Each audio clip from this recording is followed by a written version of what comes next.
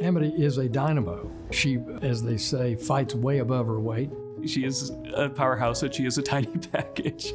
And I don't know how she does it. She has an incredible work ethic because she's brave. She's an optimist, and I think those things are connected. When an irresistible force such as Amity meets an immovable object, it turns out the object isn't immovable after all.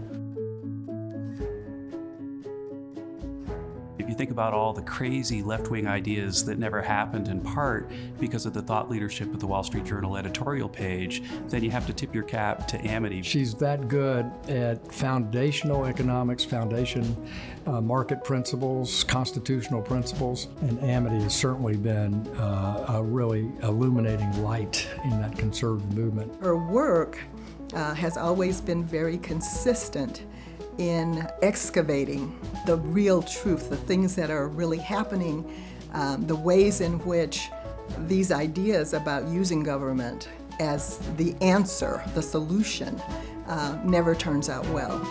If Silent Cal could speak to us today, what would he say? Cut some more.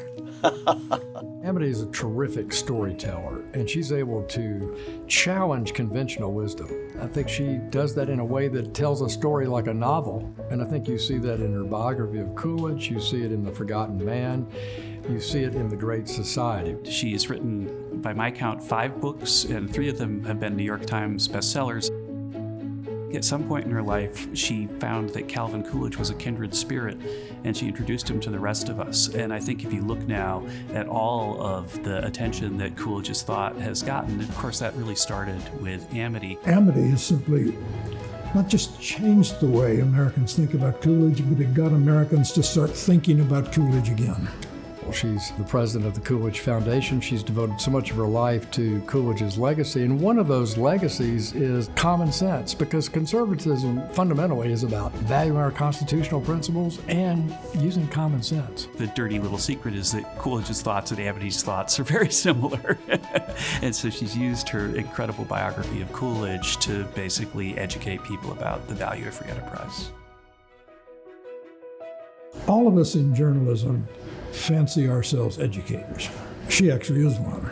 She's working in a space that has been somewhat neglected by speaking directly to the younger generation. Amity is a terrific role model. She's right in the heart of that. She's talking to undergraduates all day long, every day, as a part of her Coolidge Scholars program. She sees what they're grappling with. She sees the debates they bring to the Coolidge Scholars, either debate or recitation type programs, and how enthusiastic they are, and her enthusiasm. I mean, the idea of a Coolidge Scholarship is brilliant in itself, but this idea of creating a community of people who will stay together over time and grow larger is even better. Amity is giving conservatives, particularly young conservatives, a lesson, an object lesson in how to keep the faith.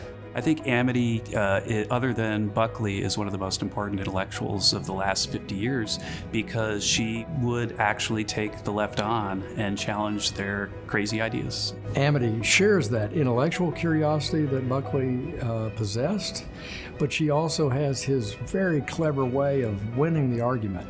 Bill Buckley thought politics should be fun. Amity has a lot of that joy of combat that characterized Bill Buckley. As we look back at Amity's career, the thing that we're going to notice most is that this very humble and easygoing person was an incredibly tough fighter for free enterprise. I am delighted to know that Amity is receiving this award.